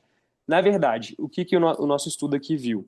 Que as lesões que alteraram, de fato, a gravidade da classificação, elas estavam mais frequentemente localizadas nos 7 campos padrões do ATDRS, que já eram consideradas pelo ATDRS, mas que, no entanto, as lesões periféricas mostravam um risco de evolução da retinopatia diabética não proliferativa em até 3,2 vezes, e um risco da retinopatia diabética não proliferativa evoluir para uma retinopatia diabética proliferativa em até 4,7 vezes em 4 anos. O artigo teve suas limitações, né? A principal, assim, que eu identifiquei foi uma ausência de um critério objetivo para a classificação clínica, que foi apenas baseada na opinião do especialista, né? A opinião clínica do profissional. E uma outra limitação um pouco menos importante, ao meu ver, foi uma baixa representatividade de pacientes com diabetes tipo 1, que aumentariam a gravidade da retinopatia diabética, né, na maioria das vezes, e a alta representatividade de pacientes diabéticos sem retinopatia diabética. E que foi essa, na verdade, essa população, né, os pacientes diabéticos sem retinopatia diabética, foram os mais responsáveis pela flutuação entre a gravidade ao comparar os métodos avaliados. Como conclusão, a classificação clínica, então, tende a subestimar a gravidade da doença em até aproximadamente 16 a 27% dos olhos afetados por retinopatia diabética. A Ultra-Wide Field Pseudocolor é uma ferramenta valiosa e não invasiva para identificar os olhos passíveis de evolução e ajudar os médicos a classificar com precisão a gravidade da retinopatia diabética. A Ultra-Wide Field Angioflúor é ainda mais precisa na detecção de olhos com risco de perda de visão, mas deve ser pesado o seu uso, né, pelo risco e benefício com o uso do contraste. Então, ela deve ser utilizada com mais frequência e com melhor indicação em estágios avançados da retinopatia diabética. Então, a imagem por Ultra-Wide Field é eficaz na detecção de lesões do polo posterior e na periferia da retina, e fornece um complemento importante à avaliação clínica e ao manejo desses pacientes. Bom, tentei ser o mais objetivo possível, estou disponível a qualquer dúvida e agradeço a participação de todos. Perfeito, Zé. Excelente apresentação, tá? Ótimo. Eu acho que o artigo é importante para o dia a dia nosso e principalmente para a avaliação de grandes populações de diabéticos, né? Cleide, algum comentário sobre o artigo? Eu queria comentar que é importante um artigo como esse, porque desde que saiu o resultado do protocolo AA, que é o que avaliou qual método de ultra-wide field seria importante na avaliação dos pacientes diabéticos, ele concluiu que a angiofluorescenografia ultra-wide field era muito importante porque ela modificava, não, ela nem avaliava a classificação, mas o risco de progressão. Só que a angiofluorescenografia ultra-wide field não é todo mundo que tem. Então, Claro. esse trabalho vem, e mesmo que tenha, é um exame invasivo, né? E é interessante que nesse artigo ele coloca um esquema de progressão para os métodos de avaliar, não é? Então, e ele encontra que, primeiro você avalia lá o fundo de olho, de preferência com uma foto, aí se tiver alguma lesão, você vai para a foto ultra-wide field, e só se tiver lesões na ultra-wide field, aí você pediria a angiofluorescensografia ultra-wide field, quer dizer, criando uma escala de progressão para esses exames mais invasivos ou mais caros, inclusive, Uhum. assim, protegendo quem não tem esses recursos no dia a dia, de ficar exposto aí a ser, inclusive, indicado como não fazendo uma propedêutica adequada. Mas é isso, a gente está caminhando para a necessidade de avaliar áreas maiores da retina. E até eu fui me lembrar e peguei um artigo do British Journal 2020, onde eles mostram a avaliação com a OCT Ultra Wide Field, que ainda acho que vai demorar um pouco para ficar comercialmente disponível, né? Mas esse sim, acho que vai ser uma ferramenta cara, provavelmente, mas não invasiva para substituir, ou pelo menos em parte, a angiofluorescensografia ou outra wide field. Perfeito, Cleide.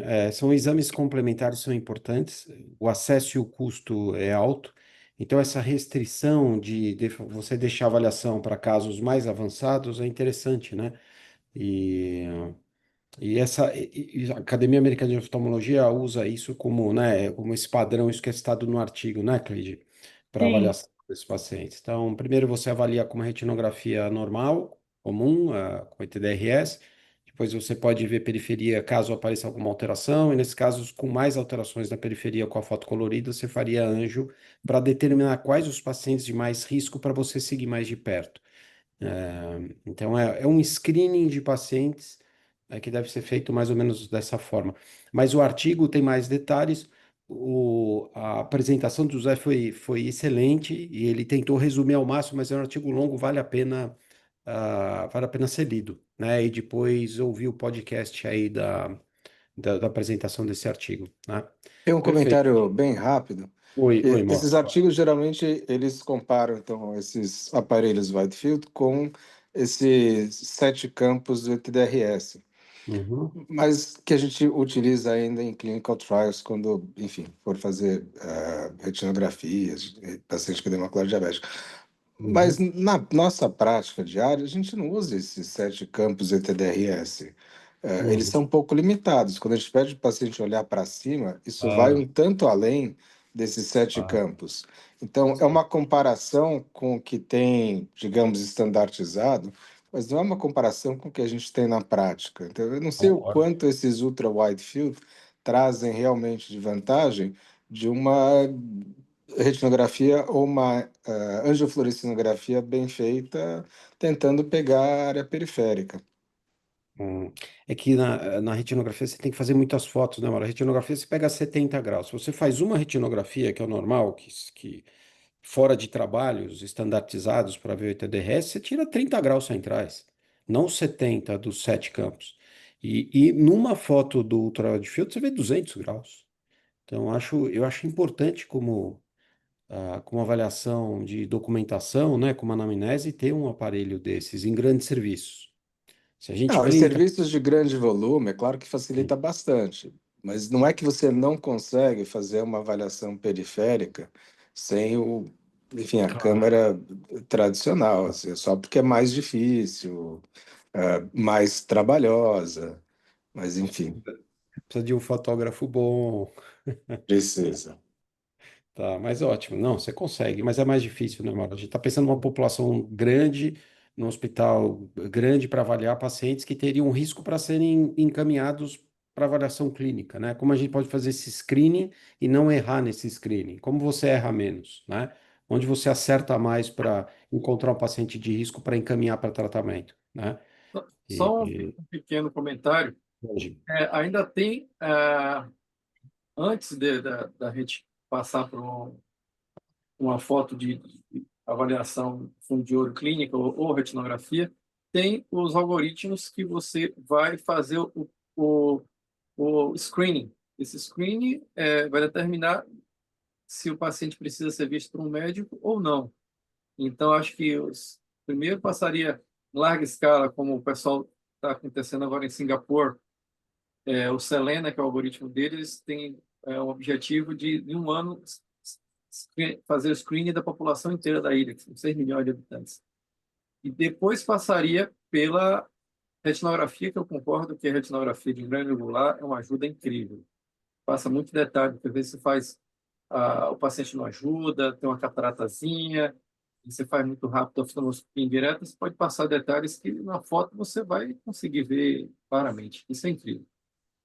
Claro, ótimo, excelente complemento. Ótimo, então, Zé, excelente apresentação, parabéns. Obrigado, Cleide, Mauro e Jorge, Obrigado. pelos comentários, tá? Ótimo. Agora a gente vai finalizar com o caso cirúrgico. Quem vai apresentar vai ser o Matheus, que é fellow do segundo ano de cirurgia de retina. Matheus. Boa noite a todos. Meu nome é Matheus Rocha, sou fellow do segundo ano de retina cirúrgica da casa. Gostaria de agradecer ao professor Sérgio pela condução da reunião, a doutora Tatiana Tanaka pela orientação na cirurgia, a Elisa Franzini, fellow da UVA, que acompanhou clinicamente o paciente, e ao Guilherme Fonseca, que me auxiliou na cirurgia. Então, o caso que eu vou apresentar hoje, na verdade, é uma continuação do caso que apresentei na reunião da outra vez, ao final de abril. Então, é relacionado a um homem de 33 anos de idade, com um histórico de imunodeficiência adquirida pelo HIV, durante o segmento na úvea por retinite pelo citomegalovírus. Ele apresentou um descolamento de retina regmatogênico do olho direito, que foi justamente a cirurgia discutida na ocasião. E o quadro atual dele é que ele saiu de uma contagem de dedos a 1 metro para 0,3 com correção, e ele já apresenta uma catarata subcapsular posterior desse olho, operado em maio. Então, durante o acompanhamento desse paciente, na primeira semana já de pós-operatório do olho direito, ele queixou de uma baixa de visão também do olho esquerdo, e esse é o aspecto que ele apresentava. Primeiro, em abril, à esquerda, nós temos uma retina que ela está colada, ela está aplicada com algumas áreas de cicatriz pela retinite, e já em maio ela passou a apresentar um bolsão, um líquido, compatível com descolamento de retina hematogênico, que nós evidenciamos ao OCT. Então, lembrando que na primeira cirurgia do olho direito, eu fiz uma vitrectomia com um peeling extenso de membrana limitante interna da região macular e deixei o óleo de silicone. E agora ele apresenta justamente esse aspecto ao Daytona e ao OCT. Lembrando que é um paciente que já fez tratamento com colírio tópico de prednisolona, tropicamida, e também aplicações subtenonianas de triancinolona. Então, queria abrir para discussão. Um outro ponto que foi discutido na cirurgia do outro olho, principalmente na reunião, foi sobre a associação ou não de uma indentação periférica, que nós optamos por não fazer. E gostaria de discutir, então, nesse momento, a programação cirúrgica para esse olho. Tá, então eu vou chamar o Mauro e o Jorge para discutirem, mas antes disso, Arthur, coloca o Bernardo Kesterman, o Gustavo Sacuno, a Lívia Conce, o Pedro Braga, que estão aí, como co-anfitriões, para eles discutirem também, tá bom? Enquanto o Mauro e o Jorge discutem. Então, quem quiser começar a falar, Jorge, você quer dizer como se trata um descolamento de retina no paciente com múltiplas rupturas secundárias à necrose aguda de retina por um citomegalovírus? Não necrose aguda de retina, mas lesões na retina pelo citomegalo? Então, paciente que você tratou de citomegalo, geralmente ele tem uma atrofia de retina, fica muito friável. Tem alguns Isso. autores que preconizam você fazer um preventivo, fazendo uma fotocoagulação larga dessa região Uhum. que você vai cometido pela uveíte, mas nem sempre isso funciona. E esse paciente, 70% dele pode fazer um descolamento de retina.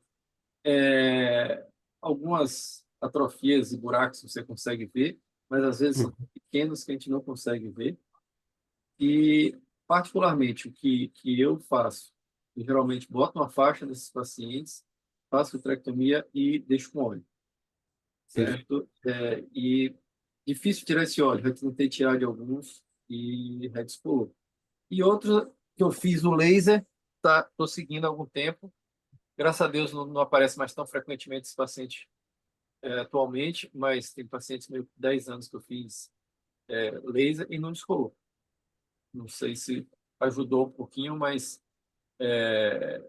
tem também essa possibilidade. Mas esse paciente especialmente eu coloco óleo. Tá, perfeito, perfeito, Jorge. E, Mauro, concorda com o óleo, né? Eu acho que Padrão, com faixa ou sem faixa? Acho que depende um pouco do aspecto, ainda mais Esse na possibilidade de aspecto aí. talvez nunca tirar óleo. Eu não sei se, eu não acho que a faixa seja fundamental. Muitas vezes as Uhum. lesões não são tão periféricas, enfim. Uma coisa que eu faria é a faco. Mesmo que ele não tivesse catarata, eu tiraria o cristalino, vai colocar o óleo, a chance de ter uma catarata, se é uma catarata difícil de tirar depois, acho que é grande, eu faria uma faco vitré, faria laser extenso aí em todas as áreas que parecem ter rotura, faria 360 graus, na verdade, mesmo que não tenha rotura. A faixa, olhando pelo menos essa foto, acho que eu não colocaria a faixa, mas também não seria contra se a ideia de colocar. Acho que a única coisa que eu adicionaria ao que o Jorge falou é de colocar, fazer a faco junto. Perfeito, perfeito. Pedro, você quer comentar? Pedro Braga? Fabrício, então, eu concordo, acho que o que o Dr. Mauro falou agora também, acho que a faca é interessante para você garantir uma boa visualização, esses pacientes já vão acabar evoluindo com catarata precoce, mas ao contrário, eu acho que eu tendo a colocar a faixa pensando que é um paciente que em algumas vezes costuma ser um paciente mais jovem e por todo o processo inflamatório que passou, muitas vezes esse vítreo ele acaba não sendo tão fácil de descolar. A gente Ah, vai progredindo para a periferia, ele tende a abrir rotura no meio do caminho, uma retina bastante friável e acho que a faixa acaba auxiliando nisso. Concordo que ela não é assim, talvez obrigatória, mas acho que eu fico mais tendencioso a colocar a faixa. Acho que é isso que eu acrescentaria só.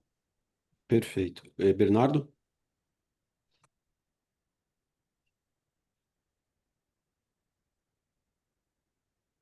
Acho que o Bernardo foi jantar. Você não está com o microfone aberto, Bernardo? Pode falar. O Bernardo respondeu no chat, ele colocou que concorda Não, com. eu vi. Ah, ele está sem o fone. Então tá É, bom. Lívia? Doutor Sérgio, nesses casos, eu costumo fazer vitrectomia com óleo, sem associação da faixa.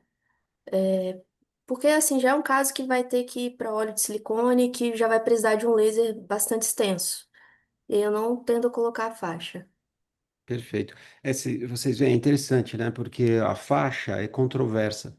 Todos colocariam óleo, silicone nesses casos, concordo. E a faixa, talvez é que o Mauro falou no começo, depende da extensão da patologia. Talvez com alterações mais periféricas, inferiores, mesmo você colocando óleo, talvez você não consiga tamponar bem inferiormente, aí teria indicação de faixa. Mas eu acho que aí é uma indicação do cirurgião depende da experiência dele com essas alterações. Então você vê, o Jorge coloca, o Mauro coloca menos, a Lívia coloca menos, o Pedro também coloca menos. O Mauro já faz faco, antecipando que o óleo que vai ser difícil de retirar vai induzir catarata, que seria talvez uma situação mais simples, num procedimento só, você fazer as duas coisas e não depois reoperar um paciente com catarata secundária ao óleo, né? Mas, Matheus, basicamente é isso que eu acho que tem um consenso geral do que seria feito, tá? Com variações individuais que eu acho que são excelentes, normais de qualquer procedimento. Quer mostrar o que você fez? Você descreveu o que você fez? vamos lá então, sim. Então, comecei passando os trocares a 4 milímetros do limbo, optei por não realizar faco nesse momento. Deixa eu pausar aqui, que é interessante.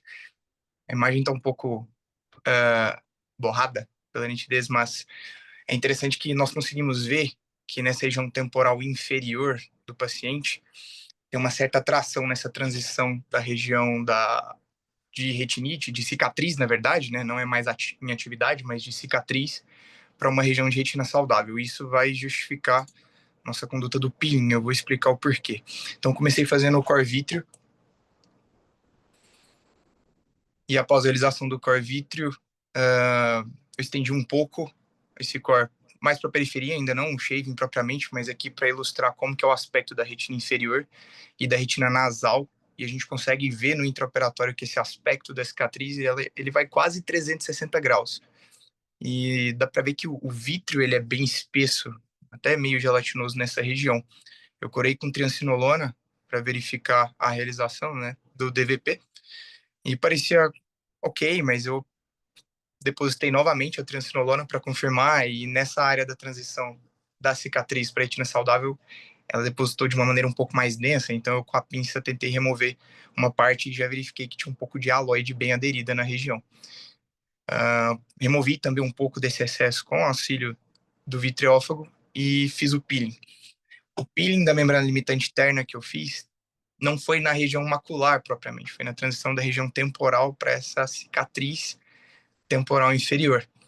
A ideia aqui que nós tivemos no intraoperatório seria liberar qualquer tração ou qualquer tensão que tivesse na retina nessa região. Então, esse peeling foi semelhante ao da outra cirurgia, só que um peeling mais direcionado para essa região e com menos fibrose. Então, foi um peeling um pouco mais tranquilo de ser feito, mas uma coisa bem evidente, um aspecto bem evidente, é que ele é muito aderido. Eu, particularmente, tenho gostado de fazer o peeling com a retina mesmo descolada. As cirurgiões que optam por colocar o perfluor, nesse caso eu optei por não colocá-lo ainda, então eu realizei o peeling ainda com ela descolada. Ô, Matheus, dá uma pausada aí no vídeo, Claro. só para continuar a partir daí, porque esse é um ponto controverso. Eu não costumo fazer peeling da limitante fora da região macular. Se você conseguir remover a hialoide, você corar e remover a hialoide, acho que é suficiente para você tirar a tração. Mas você quer tirar completamente a tração, talvez você fazendo laser nessa área que você fez o peeling, você consiga fazer uma adesão da retina adequada, sem precisar tirar a limitante. Mas eu queria, por isso que eu queria ouvir a opinião do Jorge Mauro. Vocês costumam fazer peeling de limitante nessa situação, não? Não, não tenho o costume de fazer esse peeling limitante. O que pode acontecer também nesse peeling aí, nessa transição aí, a retina é muito friável. Você pode começar a abrir um rasgão enorme, Uhum. porque não é fácil tirar essa limitante aí. E eu também gosto muito de tirar militante sem botar perfluor, mas nesse caso aí é mais complicado porque você está na região que a retina é mais fina, você já saiu da região macular, que tem uma espessura da retina maior. Tem um trabalho, um pessoal da Argentina, esqueci o nome dele agora, que ele adora fazer em pacientes que têm PVR, fazer um peeling limitante bem extenso, como um preventivo de futuras proliferações. Mas eu não tenho costume. Tá, Mauro?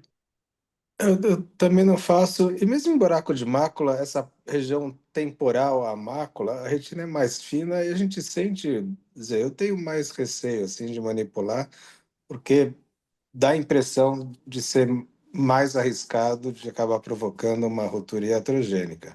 Eu entendo a ideia, assim, parece bacana de tentar tirar essa tração fazendo o peeling delimitante.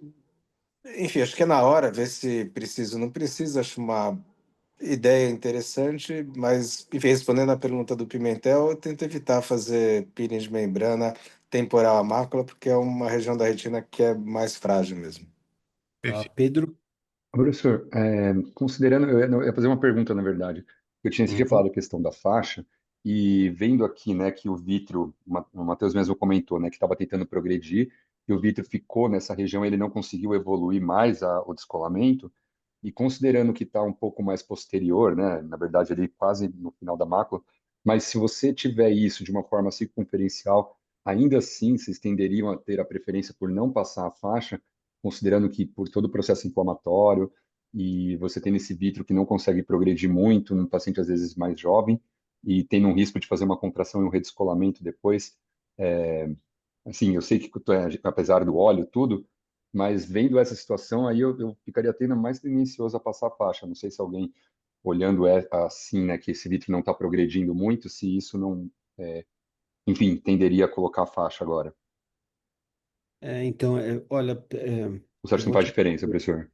Não, eu acho que faz. Eu tenho tendência a colocar, mas isso é controverso. Tem cirurgiões muito habilidosos, muito bons que não colocam faixa. Porque a faixa tem um tempo maior cirúrgico para você colocar. E tem pessoas, é interessante, né, que não colocam. Eu acho que se você percebe que é um paciente mais jovem, que a loja está mais aderida, que tem uma reação inflamatória associada, que aumenta a adesão do vítreo com a retina, e você tem múltiplas pequenas rupturas, eu acho que é interessante proteger a periferia, mesmo que que você tem uma lesão mais no equador e não periférica como essa lesão. Então, eu acho que Uhum. é uma proteção maior, mas eu acho que é controverso isso. Tem cirurgiões que usam e Entendi tem você. cirurgiões que não usam, tá? Uhum. Eu acho que os cirurgiões que não usam acham que se você tiver uma dissecção da hialóide adequada até uma certa altura e você complementar com laser e deixar com silicone, o risco de você ter descolamento é menor ou de ter redescolamento, tá? Mas eu concordo com você, eu acho que num paciente como esse, com inflamação e com essa lesão, eu acho que é um complemento adicional, diminuindo o risco de você ter redescolamento posterior, sabe? Sim, Ah, pensando mais porque quando o Dr. Mauro comentou, né, olhando o Daytona, e o Daytona engana muito, né, dá uma impressão às vezes de uma periferia, que quando o Matheus colocou o vídeo, a gente via que o aspecto bem diferente do que estava naquela imagem, né? Que o sim. Daytona tem essa questão, né, que engana muito. Então, olhando a foto, a periferia não parecia tão feia quanto quando começou o vídeo aqui agora. Uhum, Exato. certo. E então, Matheus, assim, essa dissecção da limitante não é uma concordância aí, eu acho que é mais uma exceção. Se você tiver tração dentro do polo posterior, com envolvimento da mácula, eu cito para você, por exemplo, um PVR, como acho que alguém comentou de PVR, talvez tenha sido o Jorge comentou de PVR. PVR dentro de uma prega estrelada, dentro do polo posterior, sabe, com envolvimento da mácula envolvida, você disseca o PVR e eu acho interessante aí você tirar limitante para você não ter uma recidiva do PVR, desde que você tenha essa prega estrelada do PVR no polo posterior e com o comprometimento da mácula. Eu acho adequado. Mas quando você sai do polo posterior, a retina é mais fina, é mais difícil, ela é friável nesse caso. Eu acho que é mais complicado, ainda mais com a retina descolada. Eu não sei se eu faria, mas como o Mauro falou, eu entendo o teu propósito de tirar toda a tração possível, tirando a limitante, você tira a adesão que teria do vítreo, removendo a hialoide, né? Mas pode continuar, isso é só um comentário dessa técnica, tá? Felizmente, ocorreu bem e foi interessante. A qualidade do vídeo acho que não vai mostrar muito bem, mas aquela tração que tinha no início, depois que eu concluo esse peeling dessa região, muda. Então eu consegui ver que a retina ela se tornou um pouco mais uniforme. Eu não via mais aquela linha de tração em direção a essa região temporal. Então foi uma ideia que surgiu realmente no intraoperatório. A princípio nós não iríamos fazer peeling nesse paciente, mas discutimos e acabou que partiu de mim mesmo essa ideia sobre tentar fazer um peeling nessa região. Realmente não foi fácil, estava extremamente aderido, mas felizmente eu consegui soltar essa região até próximo àquela base que está um pouco mais depositada por triancinolona. Então minha ideia era proteger justamente essa região macular. Obviamente eu vou mostrar o laser, estendi ele bastante, mas eu acreditei que poderia ajudar de alguma forma. Então preenchi a cavidade com perfluor nesse primeiro momento só na região macular e passei para o shaving da base vítrea propriamente sob identação. Essa é a região inferior. Então, esse aspecto ele se estende quase 360. Eu preenchi a cavidade com perfluor para a retina toda se aplicar. Tentei observar um detalhe que na outra reunião foi até comentado, que é difícil visualizar uma rotura nesses casos. As principais roturas elas são micro-roturas justamente na transição da região de retina saudável para a região de cicatriz.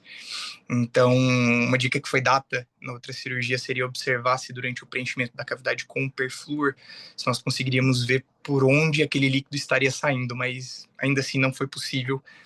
Então, eu preenchi a cavidade com o perfluor, a retina aplicou, e aí sim eu passei a aplicação do laser.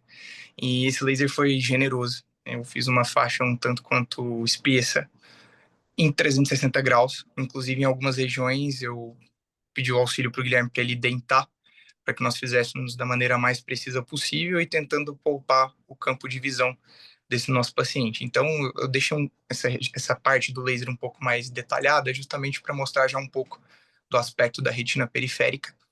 Aí, o laser sob dentação, e eu complementei ele 360 graus, fechando toda essa região. E aí, como substituto, acredito que seja unânime, né, após a remoção com a troca fluido-ar, foi justamente a infusão do óleo de silicone para preencher essa cavidade, e sempre que eu coloco o óleo eu vou suturar com o Vicryl 70 para evitar qualquer perca de conteúdo. Sim, ótimo, Matheus.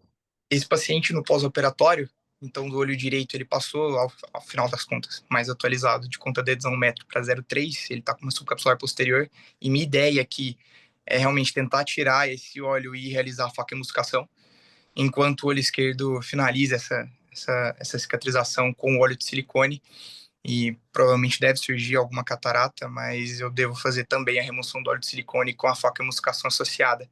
Eu obtive as imagens do ACT mais recentes desse paciente, mas elas corromperam. Eu não consegui acrescentar aqui, afinal de contas, no olho direito nós temos uma retina que se mantém aplicada, assim como no olho esquerdo, e nenhuma delas apresenta membrana epietiniana. No olho direito, toda a membrana foi removida da região macular, e do olho esquerdo só dessa porção temporal, mais próxima a essa área de cicatriz temporal inferior. Perfeito. É, uma pergunta aqui para o Mauro e para o Jorge. Vocês tiram precocemente, como está imaginando o Matheus, o silicone num paciente com essas lesões atróficas de retina por citomegalo ou não? Não, não tiro. Levo mais de um ano com esse óleo aí. Todos que eu tirei, a maioria descolou. Esse é um problema, viu, Matheus? É. Eu não tiraria o óleo precocemente como a gente tira normalmente nos outros descolamentos ou em diabetes, entendeu? Eu acho que esse caso tem um comportamento um pouco mais agressivo. E a A ideia. teoria dessa história Uhum, aqui é o seguinte: mesmo que eu tenha bloqueado todo as roturinhas e tudo mais, mas você tem uma retina que sofreu durante o processo da retinite e ela é mais friável. Então, até o processo mesmo de retirar o óleo, você tem tração de pressão, você tem movimentação da câmara, você pode desenvolver novas roturas micro e isso vier infiltrar e descolar a retina. E quando você está bem estável ali, você não causa problema. apesar do laser que você fez caprichoso, viu, Matheus? Tá? É. Pode ter uma região na borda desse laser que pode abrir, que a gente que não dá para identificar como uma área de atrofia de retina antes, tá? Mauro, sobre essa pergunta. Eu também, eu não tiraria precocemente o óleo, não. Enfim. Acho que é um risco de você ter um redescolamento pelo que já foi falado mesmo. Tá. E, Matheus, você vê que a ideia do Mauro de fazer a faco num procedimento só é interessante, né? Porque você vai repetir a faco agora, você vai fazer a faco agora, né? E talvez você não possa tirar o silicone ainda, né? E fazer uma faco com silicone, dá para fazer tranquilo, mas é uma coisa que incomoda, sabe? Você vai aspirar, vai tirar, o silicone vai ficar empurrando a cápsula posterior, é mais chato de operar, fazer uma faco. Se bem que é uma faca mais tranquila, um paciente mais jovem, você só tem que ficar aspirando, né? Fazer um suco e aspirar, mas o silicone fica empurrando a cápsula, então talvez você pudesse, e vai ter que entrar no centro de cirurgia de novo para fazer isso, talvez pudesse fazer um procedimento só como o Mauro falou no começo, certo? E tem a questão também da zônula. Como já fez a vitrectomia periférica, às vezes vem óleo de silicone para a câmara anterior durante a faco pela zônula que é lesionada. Enfim, fica mais difícil, é mais Uhum, chato mesmo. isso, tá. Mas, Matheus, excelente. Você salvou a visão desse paciente nos dois olhos, fazendo a cirurgia, não só no direito, mas como no esquerdo. Então, isso poxa, é incrível, né? Um benefício para esse paciente gigantesco, né? E, e agora é só seguir esse paciente, né, com cuidado de talvez ele abra outras áreas aí de ruptura. Então, talvez a sugestão aqui da reunião é que você espere um pouquinho mais para tirar esse silicone, não tire precocemente, que seria usual em outros tipos de descolamento, né? Ou regmatogênico, ou um descolamento tracional diabético, que a gente tira mais precocemente, né? Mas, pô, parabéns pelo caso, excelente. E eu não vi que a Júlia estava aí. Se a Júlia tiver no microfone e quiser fazer um comentário, Juliano, eu acho que a Júlia não está, ela não está com Oi, anfitriã. professor. Estou Oi. aqui. Boa Pode falar. noite. Não, Pode. eu achei o caso muito bonito, achei muito bem conduzido. Também fiquei considerando a possibilidade da faixa, pensando, vendo o quanto a periferia era fina, né? E fiquei também na dúvida se eu passaria. Acho que talvez eu passasse, assim, pensando quais seriam os possíveis pontos negativos de passar, além do tempo operatório mais longo. Acho que eu ficaria Uhum. tentada a passar, talvez. Mas só comentei, achei o caso muito bonito. O Matheus operou os 2 olhos do paciente, realmente mudou a vida desse paciente. Eu achei bem legal a cirurgia, bem bonita. Ótimo, ótimo, Juliano, também concordamos. Concordamos. Matheus, parabéns, você está operando super bem, tá? Obrigado, professor. Ah, Fico muito parabéns, parabéns. E obrigado. rapidamente eu concordo com o Pedro, realmente o Ultra Wide Field aqui não ajudou.